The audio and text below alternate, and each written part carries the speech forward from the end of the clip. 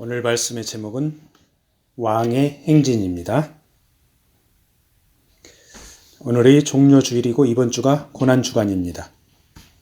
예수님께서 예루살렘에 입성할 때 그 전후의 모습을 그려보면서 말씀을 나누도록 하겠습니다. 자, 때가 유월절 전입니다.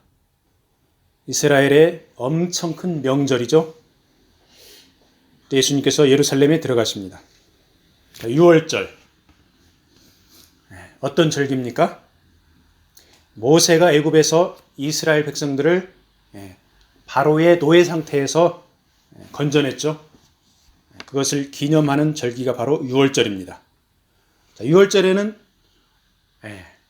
어린 양을 잡아서 피를 문설주와 인방에다가 발랐었죠. 그래서 바른 이스라엘 집은 구원을 받았고 바르지 않은 애굽 집의 장자들 죽임을 당했습니다. 유월절은 하나님께서 택한 백성을 예수 그리스도의 희생으로 말미암아 구속됨을 보여주고 있죠. 그래서 유월절 어린 양은 예수님을 상징합니다. 그리고 유월절의 희생은 예수 그리스도의 대속의 죽음이죠. 유월절 어린 양의 피와 고기, 그것으로 인해서 구속과 자유를 얻게 되죠. 바로 예수 그리스도의 십자가의 공로로 속죄와 구속과 영생을 얻음을 의미하고 있습니다. 자, 이런 유월절 명절의 엿새 전에 예수님께서 베단이라는 동네를 지나가십니다. 거기 지도에 올려놨는데 베다니가 나와 있고 예루살렘도 나와 있습니다. 자, 베다니가 어떤 동네입니까? 죽은 나사로를 살려냈던 바로 그 동네죠. 이 베다니 예루살렘에서 가깝습니다. 자, 베다니의 한 집에서 잔치를 벌이고 있습니다. 나사로, 마르다, 마리아, 그리고 다른 사람들, 여러 사람들이 몰려가지고 잔치를 벌이고 있는데 예수님과 제자들이 대접을 받고 있습니다. 자, 이렇게 신나게 잔치를 벌이고 있는데 전혀 예상하지 못한 사건이 터졌습니다. 자, 거기에 있던 마리아가 나드 향유 한 근을 가져다가 깨뜨리더니 예수님 발에 붓습니다. 그리고 마리아 자신의 머리카락을 풀어 헤쳐가지고 발을 닦아드립니다. 자, 잔치집에 향내가 진동하고 사람들이 모두 깜짝 놀라죠. 자, 마리아가 부은 이 향유, 어떤 향유입니까? 인도산 고급 나드 향유입니다. 자, 인도하고 중동하고 멀죠? 그 먼 길을 수입을 해서 왔으니 얼마나 비싸겠습니까? 자, 이 마리아가 깨뜨린 향유가 노동자 1년치 연봉에 해당하는 금액입니다. 엄청 비싸죠? 자, 비싸기도 비싼데, 자, 젊은 여인이 머리를 풀어 헤치고 예수님 발 앞에 이렇게 엎드려 있으니 사람들 보기에 어떻겠어요? 어떤 사람들은 저 꼴불견이다 이렇게 볼 수도 있습니다. 그런데 마리아 입장에서는 주님을 위한 아주 최고의 그리고 최선의 헌신과 예물을 가장 낮은 겸비한 모습으로 표현한 것이죠. 자, 마리아의 이 행위는 예수님께 칭찬을 받습니다.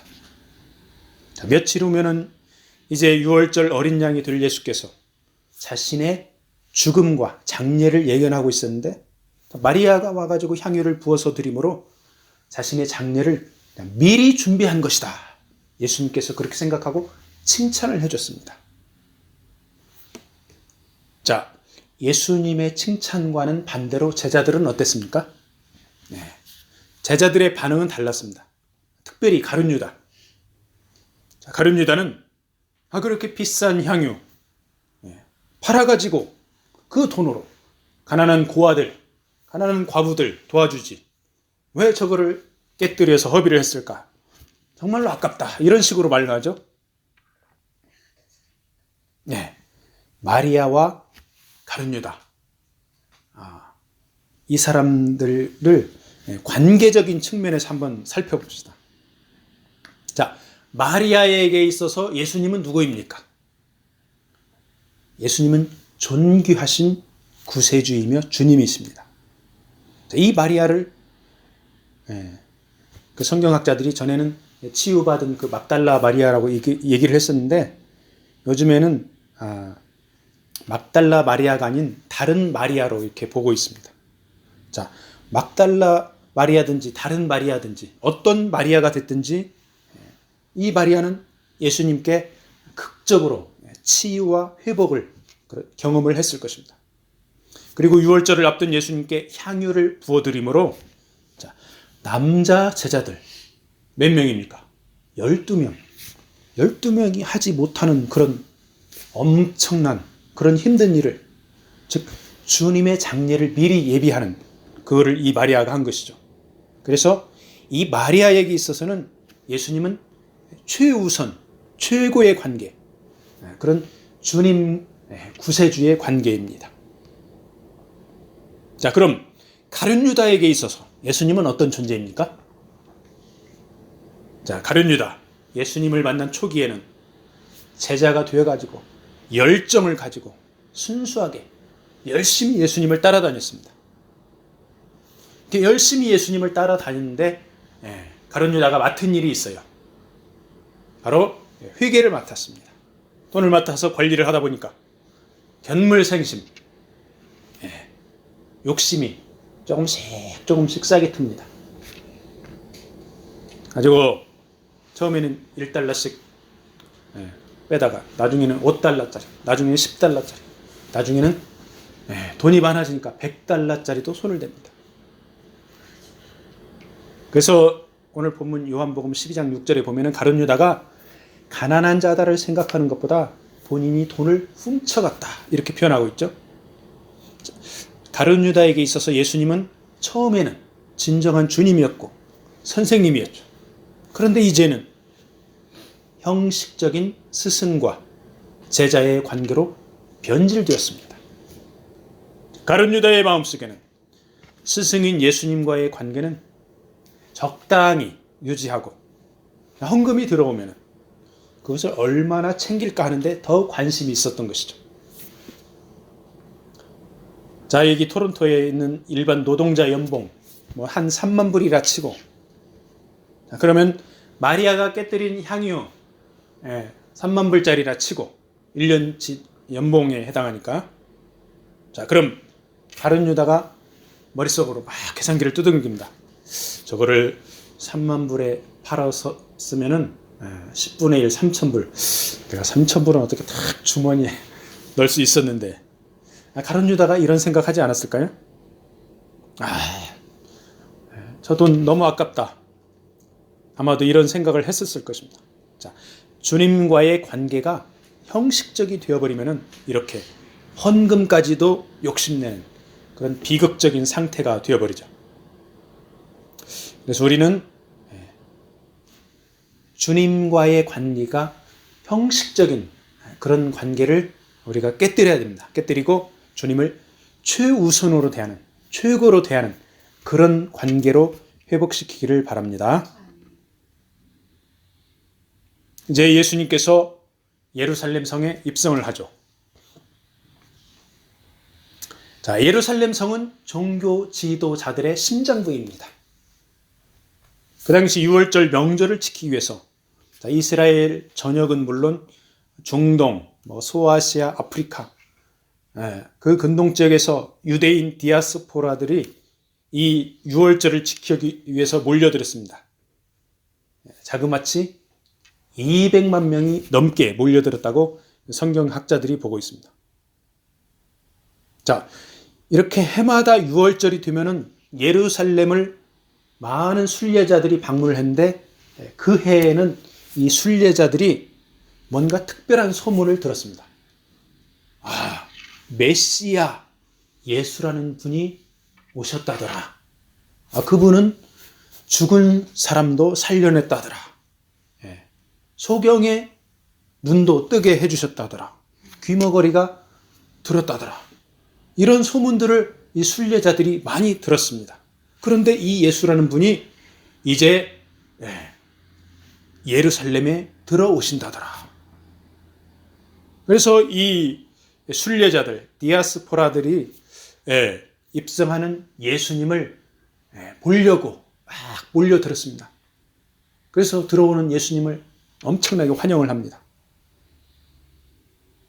자, 이 순례자들이 종려나무 가지를 흔들어 대면서 오산나 찬송하리로다.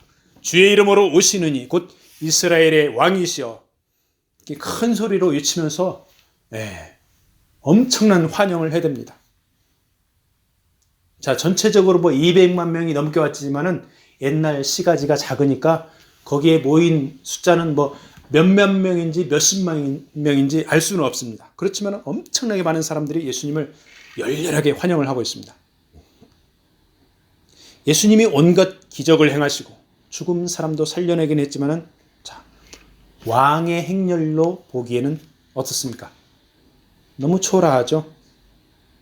자, 무리들은 이스라엘의 왕이시여 이렇게 하는데 보니까 예수님은 수행원이라고 해봤자 제자들 좀 있고 그 다음에 아주 멋있는 그런 말을 탄 것도 아니고 조그마한 어린 나귀 그거를 타고 입성을 하니 도저히 왕의 풍채로 봐줄 수가 없습니다.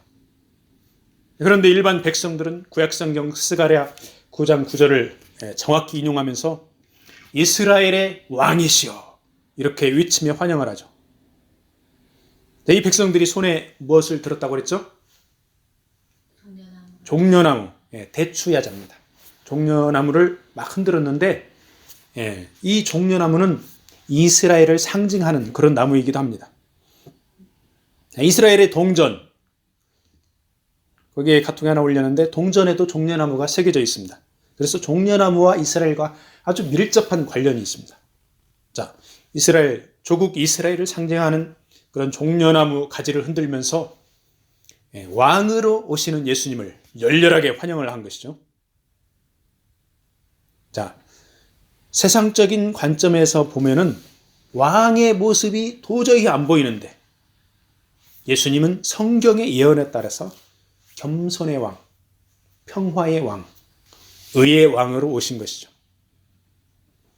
궁극적으로는 사단에게 빼앗긴 권세를 회복하기 위한 생명의 왕으로, 우주의 왕으로 오신 것입니다. 자, 이렇게 왕으로 오신 그리고 메시아로 오신 예수님을 일반 백성들이 알아보았습니다. 알아보았으니까 그렇게 환영을 한 것이죠. 자, 그런데 예루살렘에서 오랫동안 살아온 기득권자들 있죠? 바로 바리새인들, 서기관들, 종교 지도자들. 이 사람들은 어떻습니까? 예수님을 왕으로도 인정하지 않습니다. 메시아로도 인정하지 않습니다.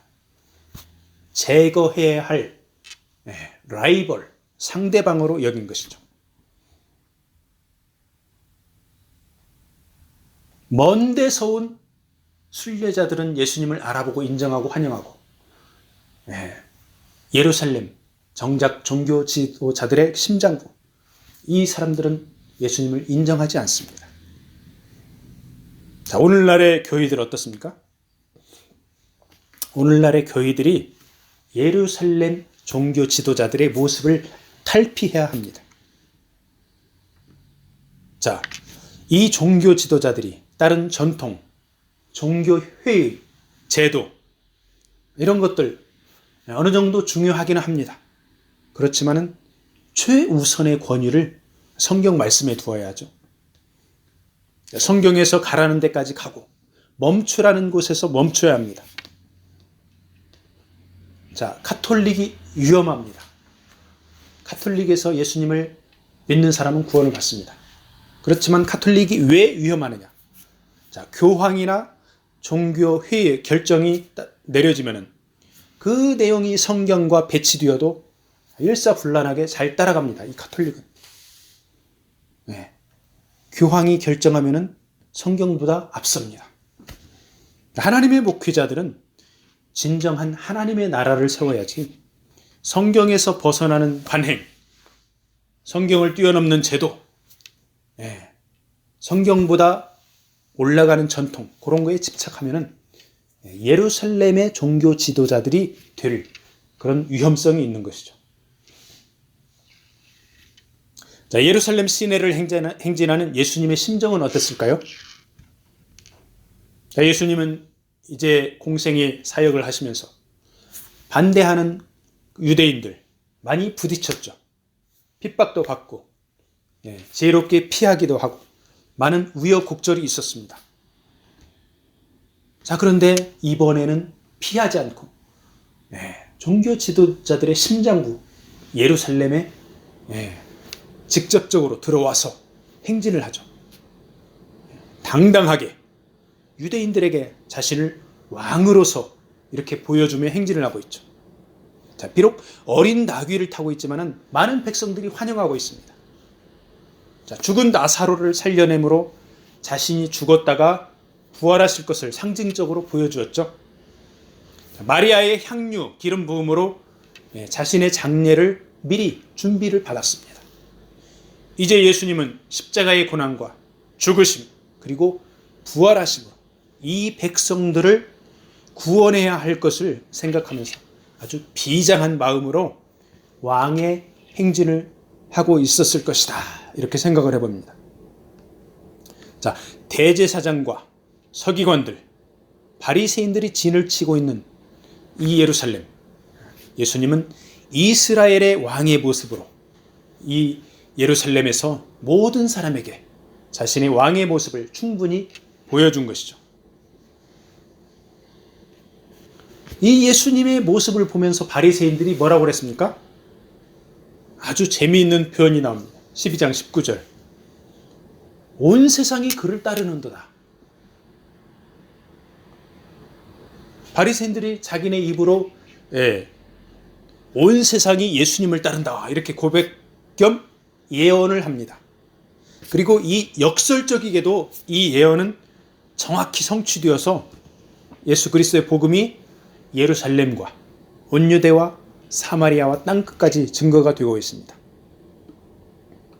자, 종교 지도자들의 태도는 처음부터 끝까지 예수님께 적대적이었습니다. 자, 그런데 일반 백성들 어떻습니까? 일반 백성들은 상황에 따라서 쉽게 변했습니다.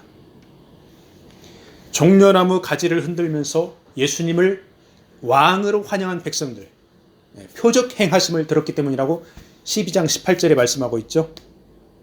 그렇게 열렬하게 환영하던 백성들 중에 상당수가 나중에 변질됐습니다. 예수님이 재판을 받게 되죠, 나중에. 그때 이 백성들이 뭐라고 그랬습니까? 종교 지도자들과 함께 십자가에 못 박아라, 못 박아라, 이렇게 외치죠. 이 백성들은 메시아와 왕에 대한 구약의 예언도 알고 있었죠. 그리고 예수께서 나사로를 살린 표적도 들었고 열심히 왕으로 환영을 했습니다. 그런데 나중에 바리새인들, 종교 지도자들의 거짓 인도함에 넘어가서 그 마음이 변질되었죠. 왜 그렇게 마음이 변했을까요? 거기 12장 18절에 보면은 무리가 예수를 맞으면 이 표적 행하심을 들었음이더라. 예수님의 일하심을 직접 경험해야 되는데 소문으로 들은 사람들이 대부분이죠. 우리가 예수님을 인격적으로 만나고 말씀을 깨닫고 그 말씀을 살아내려고 몸부림쳐야 합니다. 그냥 지식적으로 말씀을 듣고 형식적으로 예배드리면 이 무리들처럼 나중에 마음이 변질될 가능성이 높은 것입니다. 자, 그래서 우리가 믿는 기독교는 성경 말씀대로 믿고 그리고 말씀이 내 안에서 경험적으로 역사할 때 예수께서 진정한 우리 왕으로 구세주가 되는 것이죠. 이 무리들처럼 소문으로 듣기만 하면, 듣는 데서만 끝나면은 자꾸 흔들리게 되어 있습니다. 예수님께서 드디어 제자들에게 생명의 왕이 죽임을 당할 것이고 구원 사역을 해야 할 것임을 암시하는 그런 말씀을 하고 있죠. 23절, 24절에 보면은 예수님께서 말씀하십니다. 인자가 영광을 얻을 때가 왔도다. 한 알의 밀이 땅에 떨어져 죽지 아니하면 한 알 그대로 있고 죽으면 많은 열매를 맺느니라. 왕의 모습으로 예루살렘을 행진하면서 종교 지도자들의 전통과 체제를 흔들어 놓은 예수님은 이제 왕의 영광을 말씀합니다. 그런데 그 영광은 수많은 기마병과 신하와 백성들에 둘러싸인 그런 일반적인 영광스러운 모습이 아닙니다. 십자가에 들려야 하는, 죽어야만 얻을 수 있는 생명의 왕, 그 생명의 왕의 모습을 말하고 있는 것입니다. 6월절 어린 양으로 피를 흘려야만 자기 백성들에게 생명을 줄 수가 있습니다. 십자가에 달려 죽어야만 부활해서 왕의 영광을 얻을 수가 있는 것입니다. 고난과 죽음이 없이는 영광을 얻을 수가 없는 것입니다.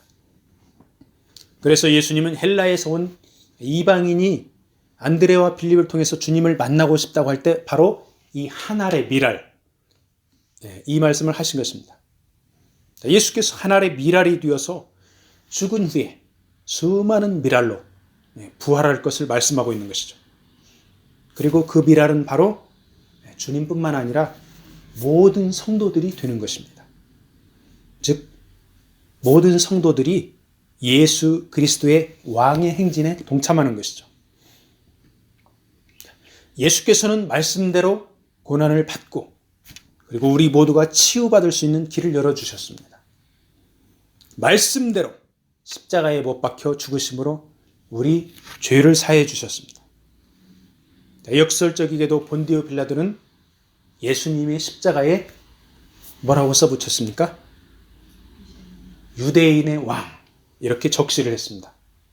그래서 예수께서 왕이신 것을 온 세계 역사에 알리는 그런 공헌이라고 하면 좀 이상한 표현이지만 본디오 빌라도가 이렇게 유대인의 왕이라고 알렸습니다. 예수님께서 말씀대로 부활하셔서 어둠의 세력을 물리치고 승리하는 생명의 왕이 된 것입니다. 그 예수님이 바로 우주의 왕이기도 하면서 오늘 우리 각자의 개인적인 왕이십니다. 순간순간 매일매일 주님의 왕권을 인정하고 동행하기를 바랍니다. 자, 말씀을 마무리하겠습니다. 마리아는 값비싼 향유로 생명의 왕 예수 그리스도의 장례를 미리 준비했습니다. 마리아가 예수님의 죽으심을 앞을 내다보고 그랬을까요? 우리는 알 수가 없습니다. 그런데 한 가지 분명한 것은 예수님을 최우선적으로 최고의 즉 삶의 왕과 주님으로 대했다는 것이죠. 우리 각자와 주님과의 관계 가운데 이런 역사가 있기를 바랍니다. 예수님께서는 예루살렘에서 이스라엘의 왕의 모습으로 행진했습니다. 그런데 사실은 생명의 왕, 우주의 왕의 모습입니다. 백성들이 예수님을 왕으로 열렬히 환영했습니다. 하지만 예수님 재판받을 때 변질된 무리가 많았습니다. 그리고 그 모습은 바로 우리 각자의 모습이 될 수가 있습니다.